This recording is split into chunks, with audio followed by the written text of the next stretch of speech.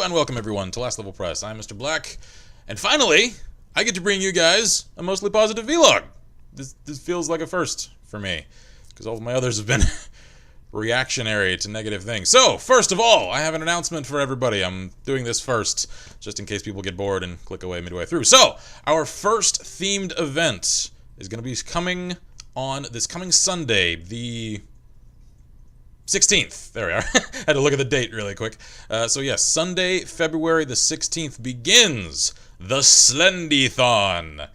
Violeta and I, for no particular reason, we just noticed we were downloading a whole lot of Slenderman games from Game Jolt and from IndieDB, and we wanted to do something special with those, not just sprinkle them throughout the channel over the next couple of weeks and months. We wanted to like marathon them and really celebrate the best ones and kind of, have at those that aren't really all that great. And there's a couple of them in there. But to give you guys a little something to look forward to for the Slendython, we are going to be doing at least one Slenderman video per day for a week, starting on Sunday, probably 2 or 3 a day as it picks up. We're going to be building toward our playthroughs of Slender's Woods, which I understand to be a somewhat more lengthy Slender game, and Haunted Memories, the newest free-to-play indie. I'm like blending Slendy and indie. So he has indie game that just came out a few weeks ago. So that one I know is quite long. So that obviously is not going to be a one-shot video, which is why we're building to it. Now, another little thing for you guys to look forward to with the Slendython is that I can no longer make the claim that Fear is the game that has frightened me more than any other game in history. I can't say that with any confidence anymore.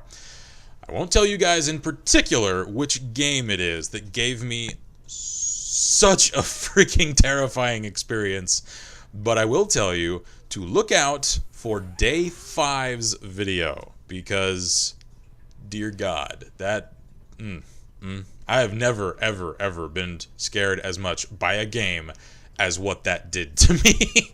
And I say that now, having only recorded up to Day 5's material. Bear that in mind. I can't guarantee that Days 6 and 7 might even top it.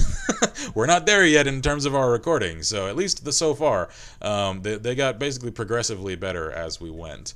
So look forward to the Slendython starting on Sunday, going all the way up until the following Sunday. Next up, I want to address something for you guys that I have to apologize for. I know I told you all in, I believe it was the first 15 that I recorded of Loadout, that I was planning on conducting a full Let's Play of the recently released indie adventure game, Serena. I can't do that. I really, truthfully, deeply apologize to all of you who may have been looking forward to that. I hate to make claims that I can't follow through on. I feel like I'm lying when I do that. I don't like to be that guy. But I discovered too late, after having already prepped you guys that I was going to be doing it, that it's not really possible with my current setup. I'm planning to, as soon as I start making enough excess money off of what we're doing, to very soon replace my computer, basically my entire rig and setup, so that I'll have a stronger processor. But I realize that my current processor just can't really handle recording separate audio and visuals and game recordings, like for Facecam and stuff like that. It can't stream all of those independently without just destroying the frame rate of all but like HTML games. And Serena is pretty graphically impressive, so it just wasn't really going to work out very well trying to do it that way, because for right now, on all of my videos, I'm recording the in-game audio and my commentary all in one track, so that I can have at least one less thing draining on my processor. And I've also not yet been able to get Bandicam instead of Fraps, so Fraps is draining on my GPU a little bit more than Bandicam would. So eventually, we're gonna upgrade, we're gonna make this thing better for you guys, but money's tight, the situation is what it is. So I deeply apologize for claiming that I was going to do a Let's Play of Serena and then not being able to do so. I just wanted to address that for you guys, in case any of you guys were looking forward to it, because I will certainly, very probably, revisit that game when I finally do get a better rig and give it the attention that it deserves. Now, the reason that I kind of danced around as to why I can't cover that game, but I can others, is because when I started it up to actually start up my Let's Play of it, I realized that there is no options menu in that game, none whatsoever. You can't control visuals, and most damning of all, for my purposes, you can't control audio. There's not even a volume slider. So unfortunately, the in-game dialogue and ambiance and soundtrack, which was all very good, was just so loud that it drowned out and overpowered any and all commentary that I could have provided. And I can feel very confident in asserting that I have every right to record, to upload, and monetize videos and Let's Plays with commentary, because that falls under fair use designations very easily. I can't feel quite as confident about making those same sorts of claims about raw gameplay with no commentary, because then you're not commenting on it, you're just showing it.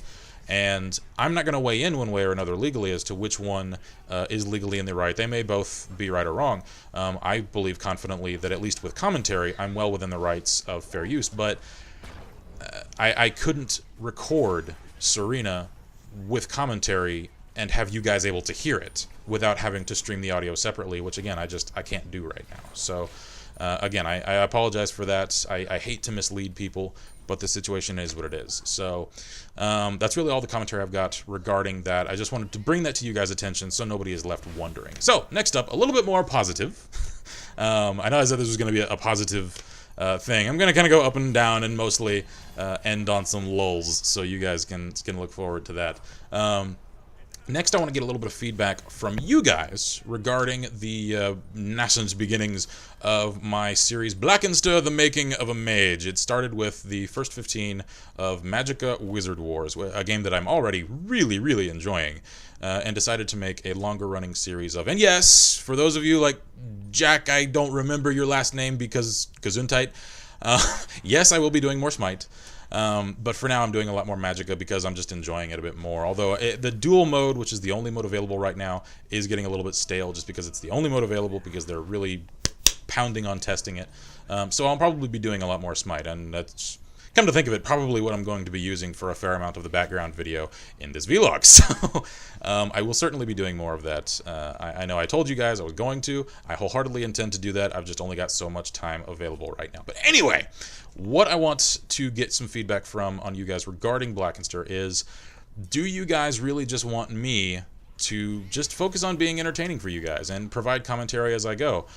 Or do you really want me to try and make it a priority in those videos to give gameplay-centric and relevant commentary throughout? Because as an alpha, that game, as it stands right now, isn't necessarily at all representative of what the finished product is going to be. They could scrap everything they've done and completely rebuild the game tomorrow, and everything that I've covered would be irrelevant.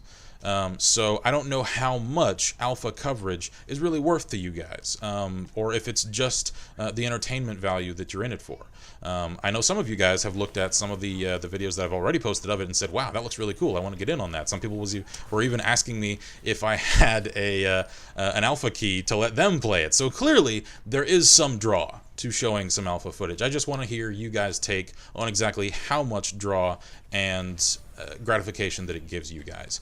And regarding the key bit, I just want to say I really apologize again for perhaps misleading some of you guys, because I just didn't know that I had apparently been able to download the game for free, because I apparently own some other Paradox products already. I believe it was Mountain Blade, as someone pointed out. Mountain Blade owners were able to download Magicka Wizard Wars for free. I was of the mind, because I never had to enter a promotion code, I never had to prove that I owned anything. I guess it just checked my Steam account. So to me, on my Steam, it just showed up as early access, it's free to play, download now. I'm like, oh, okay, cool, I want to give that a shot. Apparently, for those that don't have whatever it is that allowed me the more or less free access to it, you have to buy one of the Founders Packs that I believe starts at $12 and builds up to like 40 or 50 to gain access to the game. So I did not know until I'd already done those first two videos that that was the case. So I apologize for perhaps misleading some of you guys in my ignorance of claiming that it was a free-to-play game. Now, the shining silver lights on the horizon is that they fully intend, as I've read on the dev blogs and stuff, for the final version of the game to be free-to-play. So if nothing else, it will be. It just doesn't quite seem to be right now, at least not 100%. So that's really all the feedback I've got regarding Blackenster. I definitely have a long way to go, as most of the footage that I've recorded of that game shows. Usually I'll get 1 or 2 kills per video, and these are like 15-minute videos. And then I just get destroyed the whole time. And I can't claim that it's just because I'm focusing on providing commentary half the time either. I love the game. I adore it. But I'm not very good at it yet. That's kind of the whole point of that series. So anyway, moving on. I want to try and keep this as concise as I can. Next up, I want to hear some feedback from you guys regarding the beginnings of my S.T.A.L.K.E.R Let's Play. I understand that at this point in the game, it's just starting to get interesting. I recognize that as much as I love that game, it's a bit slow to get started. And the horror only really just kicked in that last video that I uploaded with, if you guys haven't seen it, I won't spoil it, but there's a good little jump scare and good environmental horror that starts up finally in that video. And that really picks up basically from here on out throughout the rest of the game. But if you guys were still following that series, and maybe if you have never played the game before and don't know, if you were getting bored and going, I don't know, stick with me just a few more episodes, because, and this is not just me plugging my own series, I'm just letting you guys know, the game gets more interesting from here on out. The next episode, which I have already recorded, I just haven't edited and uploaded, is probably the most entertaining in terms of my commentary to date, because I recorded the episode to come and the last episode that I uploaded all in one sitting, and by the end of it, I was getting tired and kind of sugar rushed, so I got a bit goofy and over the top with it, but I had fun, and I hope you guys get some entertainment value out of it as well. Yeah, that's gonna get goofy. That's future blackmail material on me, to be sure. But let me know what you guys think of how the series is rolling. If there's one thing that I really want an answer to, it's whether or not you guys want me to focus on blasting through the main quest and the main quest alone to keep it a concise Let's Play, or if you want me to do more side quests as I go. That's entirely up to you guys. I'm game either way. Some people have voiced concern that I might just drop off and the Let's Play would go dead after I reach the bar. Oh, no. I'm going to power through not just this game, but the entire series. And with Shadow of Chernobyl, when you reach the bar a little farther in, that's where a lot of people seem to drop off, because now that you finally have like a base of operations there, that's when you can kind of pick and choose what you want to do. And because you don't have near as much direction during that part of the game, that feeling of directionless leads some people to basically stagnate and just drop off what they're doing and leave the game. Not so for me. I like having a base of operations because it means I can now operate with confidence and go and start doing these quests that I would have otherwise been hesitant to undertake with limited resources. So my series is probably going to pick up at that point, so stick with us if you're a fan of S.T.A.L.K.E.R, because we're only going to do more. I will probably take a little break from S.T.A.L.K.E.R after I finish Shadow of Chernobyl, because it is a long game, and it can be a little emotionally draining, because it's got a pretty dark story, especially later on, and the firefights are just stressful, so I may do something a little bit lighter for a week or two after I finish Shadow of Chernobyl, but I wholeheartedly intend, because I love this series so much, to then revisit Clear Sky after finishing Shadow of Chernobyl, and after that, again, after a little break between that and Call of Pripyat, finishing that game as well. I adore this series. It's just criminally underappreciated, because you don't really hear it brought up in conversation as this great FPS survival horror game that it really is, as a series, and not just with Shadow of Chernobyl. So I want to give it more attention. I want to give it some more love, so stick around for more of that. And yes, I'm glancing over to my talking points. I'm sorry, I'm terribly unprofessional and not keeping all of my focus on the camera the whole time. Now, the last little bit, well, not quite last, the second to last little bit of gaming news that I wanted to cover with you all. Yes, I know, I'm right there with you. I'm tired of hearing about Flappy Bird 2, but I have to cover it. I would be remiss as more or less a gaming journalist if I did not, and I have not yet covered any amount of this to date. So I'm going to try to keep this very, very brief, really quick. Stick with me. Feel free to skip 2 or 3 minutes ahead if you don't want to hear about it anymore. I wouldn't blame you. I feel obligated to weigh in and to report a little bit upon this situation. For those who have been living under a rock and don't know, Flappy Bird is a free-to-play, I don't want to call it an online game, but it's mostly for mobile and like tablet devices, that is a notoriously difficult, I don't even want to call it a platformer. It's basically just a little bird that flaps and goes boing every time you tap the screen and has to go between pipes. And that's the whole game. It's just to see how far you can get before you crash into something. And it is notoriously difficult and frustrating. I have not played it, but I've seen plenty of other people's productions regarding it, like Boogie and his Francis video of Flappy Bird, which I got a good laugh out of.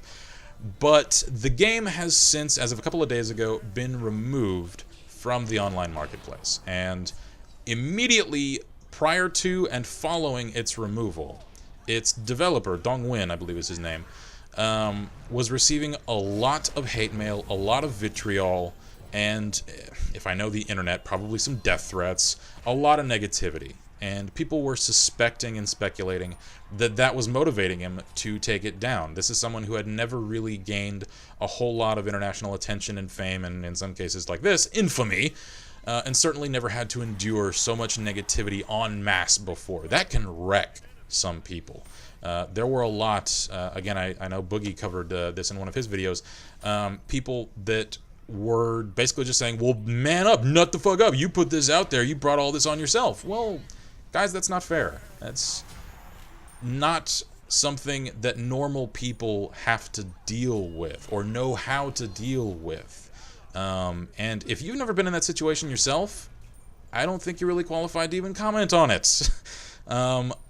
I'm not even that big of an I'm not even really an internet celebrity. I'm very nascent. I kind of aim to get there, but I'm not there yet. And even I receive a fair amount of e-hate, and I'm small chump change at this point. So I can only imagine what someone who gets millions and millions of users receives. So that was speculated to be his primary motivation in removing the game, because he was, putting out Twitter posts like, I can't take this anymore, this is invading facets of my life that I never intended for it to, and I can fully relate and understand to that. But he has since stated that his reasons for removing the game weren't actually so much motivated by the personal attention that he was receiving, but because of how he perceived others as using his game. He has commented that he thought people were abusing it, that they were overusing the game, that they were kind of becoming addicted to it, and there is some veracity to those claims of his. People just say, well, of course he's saying that to try and white knight and make a good PR statement about it when he's just being a whiny little baby.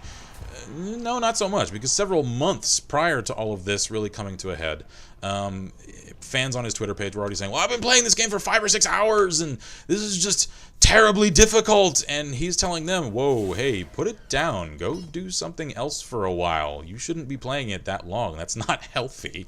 So clearly this isn't just a new concept that he's making up to try and save face. This is a real concern of his, and there is a debate to be had about what place he's really got to comment on what other people are doing with a product that he made, because it's their choice to do what they will with things.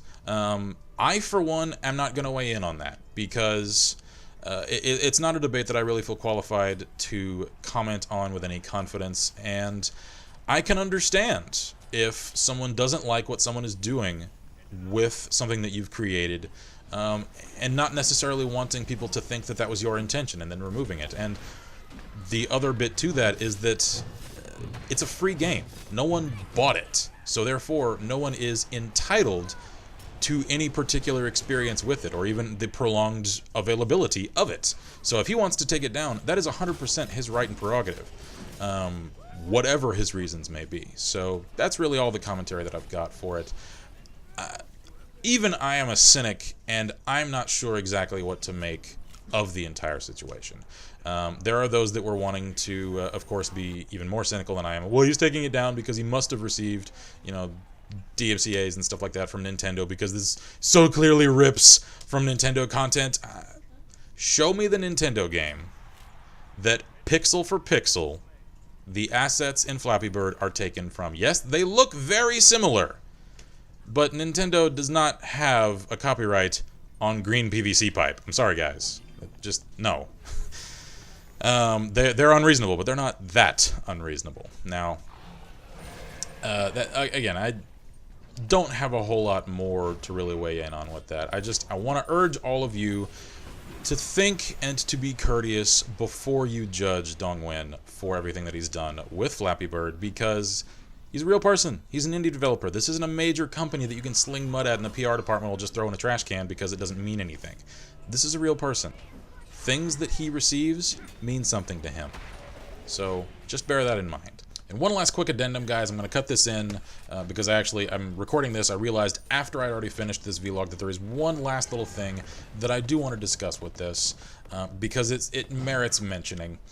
And that is that Game Jolt, the indie game platform, website really, where we've actually gained a lot of our indie titles that we've spotlit in previous videos, they tend to host a lot of game jams, those being more or less themed events inviting indie developers to upload games of any given theme onto their website for distribution and exposure and everything.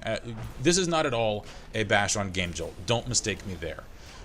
Because I've gotten behind a lot of what they've done before. A few weeks ago they did the Candy Jam, which was sort of a tongue-in-cheek, light-hearted, sort of passive-aggressive protest against, I believe it's King, the developers of Candy Crush Saga, for attacking so many other companies, most notably the developers of the Banner Saga series, and trying to gain, copyright ownership and control over the word Saga, which is just asinine and ludicrous to the extreme. It shouldn't have even entered court. It's just stupidity. But as much as I was willing to get behind that and to support the Candy Jam for all the Candy and Saga themed games, we even spotlit the Candymancer Saga, which we did our own little satirical coverage on to support that. As much as I got behind that and I got a kick out of it, I find that I can't really get behind Game Jolt's latest game jam the same way. I'm referring to the aptly named Flappy Jam. And I don't want to say that Game Jolt is at all responsible for its independent contributors. They can't be expected to be held responsible entirely for the people that upload things to their website. I mean, of course, to a degree, but I don't know how much screening goes on before a game is posted, if any, when these submissions are uploaded to Game Jam events. Now, I will read to you all right now the description of the Flappy Jam so that we're all on the same page. Flappy Jam, running from February 10th to February 24th, 2014, is a loving homage to Dongwen and a protest against the negativity directed at him for making a popular app that relies on simple, challenging gameplay and uses art inspired by old-school classics like many indie games. So clearly, Game Jolt walked into this with positivity in mind. They weren't really seeking to mock the whole situation or, to attack Dongwen about this or to invite games that are going to blast him and make fun of him. But unfortunately, a lot of the Flappy Jam's participants don't seem to have gotten that memo. It's tough to justify how true to that line of thought a game entitled Flappy Turd is. Yes, that's a real game on Game Jolt right now. I'm looking at it. I said that as I looked at the camera. I don't mean you guys. But yeah, right now I'm looking at it. This is a real game. No. And I hate to be the guy that attacks someone else's creativity. I'm completely antithetical to that. I don't want to shut down anyone else's creativity.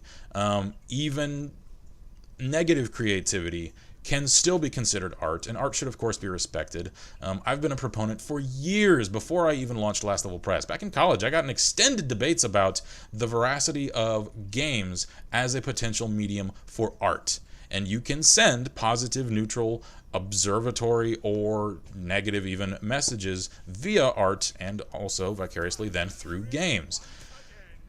I just feel like a lot of this is unwarranted. It's yet more bashing and yet more negativity, yet more fuel being thrown onto this fire that is still swirling around Dongwen that, for whatever reason, that he brought the game down and inspired all of this. He does not deserve so much negativity. It disheartens me to see that when a group sets in motion an event like this, that is by all indications meant to be a positive event, a celebratory event, and people turn it negative. that just... It takes the whole thing down a notch for me. And I hate to take you guys down a notch by discussing it with me, but it's something that I don't believe I've seen anybody cover.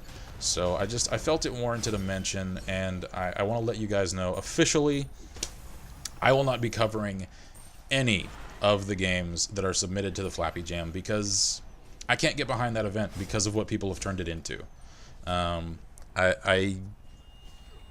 As much as some of the other entries, like first-person Flappy Bird, may look interesting and quirky and funny, and they may poke positive fun at the whole situation, enough of these others are discoloring the whole situation that I don't want any part of it. So, again, don't mistake that as an attack on Game Jolt. Again, I don't know how much say, if any, that they have over the things that get submitted to them. And clearly, it is indie developers' right to express whatever viewpoint that they want. But I just urge, if there are any developers watching this, I know a few of you guys have followed us after we've covered some of your material. So, guys, if there are any indie developers that care enough about this channel and about my opinions to heed what I have to say, listen to me now.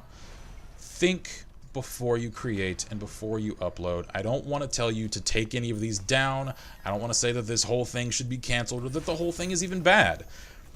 But there are some bad apples in this mix, and I want to urge indie developers and even those who are commenting upon all of this to remember that this isn't swirling around like EA or something. This isn't a faceless massive company that you can just sling mud at and their PR department will throw in the trash can because it doesn't mean anything to them. This is a real person. This is one person. And the things that are said about his game and the things that are communicated, I guess you could say, about his game by mockery, like what a lot of these Flappy Jam uploads are, they mean something to him. Whether he says it or not, he's a human being. He's one man.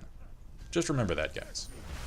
Alright, so, bringing things up, at least humor-wise, perhaps not positivity or negativity-wise, the last I want to comment on is Steam's recent implementation of their new Steam Tags function.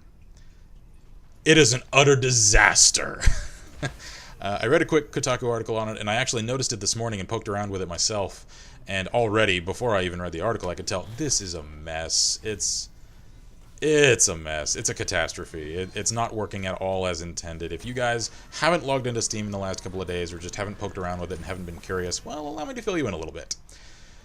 Steam has now implemented the ability, much like with sites like Tumblr and Twitter with like hashtags and stuff, you can now, as a user, assign tags to games. Not just new ones that come out after this has been implemented. No, this applies retroactively. You can apply tags to any game hosted on Steam now. Those of you with as much faith in the internet as I have are already grimacing at how ridiculously absurd that can be. Obviously, I believe developers can still assign their own tags to their own games, so of course you're still having games like Skyrim that are just labeled as RPG, action, adventure, open world, yada yada. And the whole point of this program was to make it easier for people to find games that they like, to essentially look for commonality. I mean, we all know how social media tagging works. They were basically wanting to apply that to games and how to search for them, which, on its face, is a nice idea. This implementation of it, not so much. I have compiled a small list here of some of my favorites of the tags that I discovered either through the Kotaku article or through poking around on my own. For the PC version of Final Fantasy VII, I believe it's one of the top 5 tags is Eris dies. Sorry guys, spoilers, you've had over a decade. Sorry.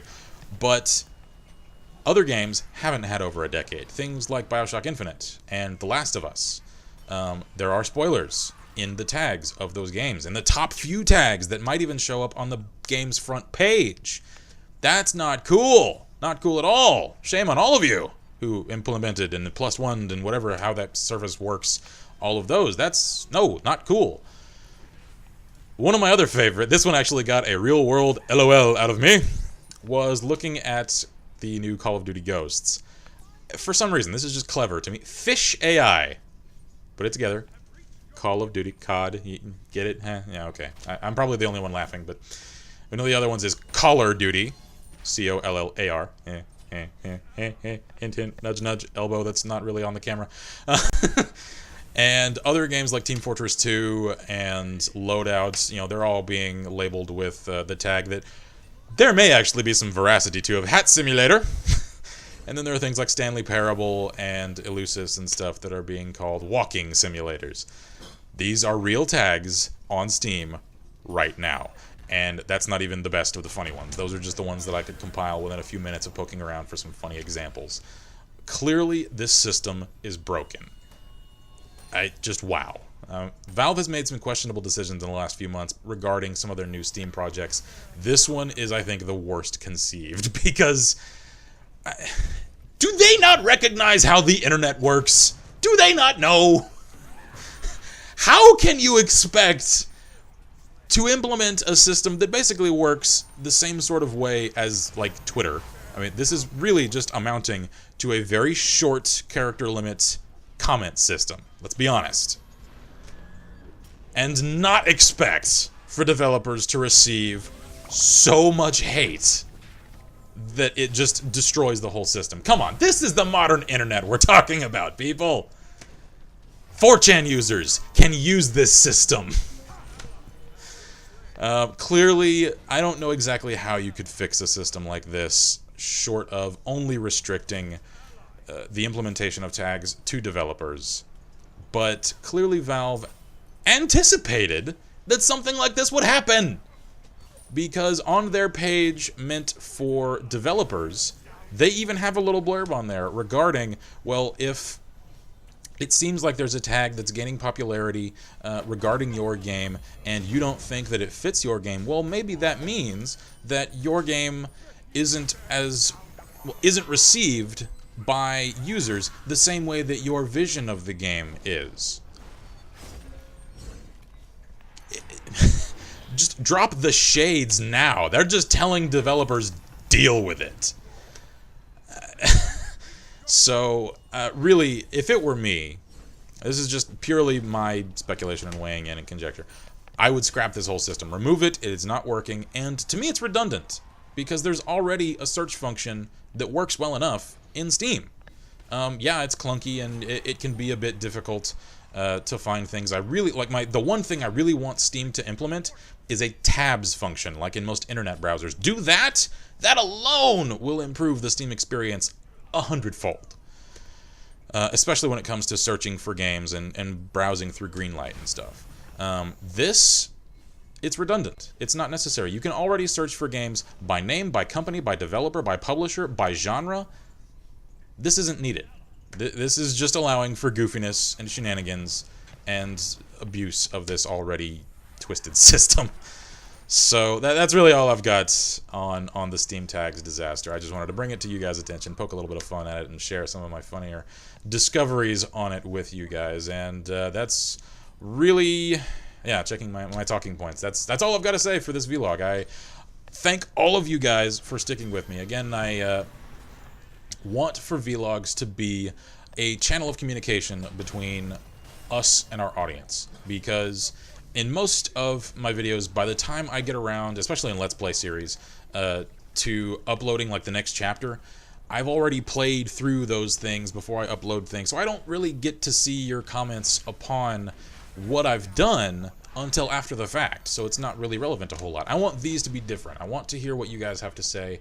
I want some feedback, so if you have anything to say regarding any of the issues that I've talked about tonight, Serena, Blackenster, Stalker, Flappy Bird, Steam tags, whatever, let me know about it. I want to hear it, because especially if it regards what we're doing on this channel, I want to be able to make this as much our show as yours. I just remembered the last thing that I want to hear about some more with you guys is, yeah, I am still doing it, the Reading from the Elder Scrolls series. Yes, I'm still planning on that. I've just been so busy lately that I haven't been able to launch that project just yet. I believe the first book that I'm going to read is probably going to be Aedra and Daedra, because it's pretty neutral, but it's still very relevant to the lore of that series. So hopefully some people will be a bit more informed by it, because I know a lot of players, part of what motivated me to do this is that I know some players just, they don't like sitting there and reading. People don't always like to read, but they're fine with listening to things. And they'll, be doing something on another tab, and they'll just play that in the background. I know several of my friends do things like that. And I want to be able to deliver a little bit like that. So again, I'm going to be doing Aedra and Daedra first as a nice neutral topic and cover, neutral book, I should say, to cover. But, yes, I will be moving on, or I should say we will be moving on, to more interesting titles in the near future after that. Because when I posted first on, not on Steam, on Facebook regarding this, asking people, is this even a series you'd be interested in? Do you have any particular requests to hear read? The first answer I received, 3 words, lusty Argonian maid. So, yes, we will be doing that on one of my Skyrim saves. I've got the full folio version of that book that you can receive, I believe, through Dragonborn. So Violeta and I will, of course, because there are male and female parts in that series, we'll be alternating speaking parts throughout the whole thing. But first, we want to get a few books under our belt so we can really find our narrative voices to deliver the greatest quality recording that such an illustrious piece of literature as the Lusty Argonian Mage duly deserves. So, yeah, that's pretty much all I've got to discuss for you guys. So I hope you guys are looking forward to reading from the Elder Scrolls, some of you at least, and looking forward to the rest of S.T.A.L.K.E.R and whatever comes from Black and Stir, the Making of a Mage. Because really, that whole series is going to be about not just my own growing and getting more experience with that game, but also how the game itself develops. So stick with us for that. So, alright, last little reminder for you guys, bringing this entire vlog full circle. Remember, Sunday, 16th, Slendython! Slenderman all week next week, along with our usual other material. But most of this we've already been pre-recording so that we can just top off the days with it so that it's not just going to dominate all of our material all week, because that's what Slenderman does. But we've been working pretty much for the last week or so to get that stuff pre-recorded to get out for you guys. So, thank you all for joining us for this vlog. I intended to make this a little bit more concise than it turned out to be. This is still pushing half an hour. I was aiming for 15 minutes, but I think I may have overestimated how concise I could be with all of these different talking points. So, thank you for sticking with me through all of my rambling on. And I apologize for not being quite as articulate as some of my other videos may have led you to believe. I don't have any prepared scripts for this. This is just real talk, as it were. I'm basically having a discussion with my audience, because again, I want to hear from you guys, so let us know, light up the comments with whatever you have to say. Thank you for joining us here at Last Level Press. I am Violeta, yes! Where did that come from? I am Mr. Black, in fact. No matter what the voices in my head tell me. And as always, I wish you all good gaming, and Godspeed, and remembering who you are.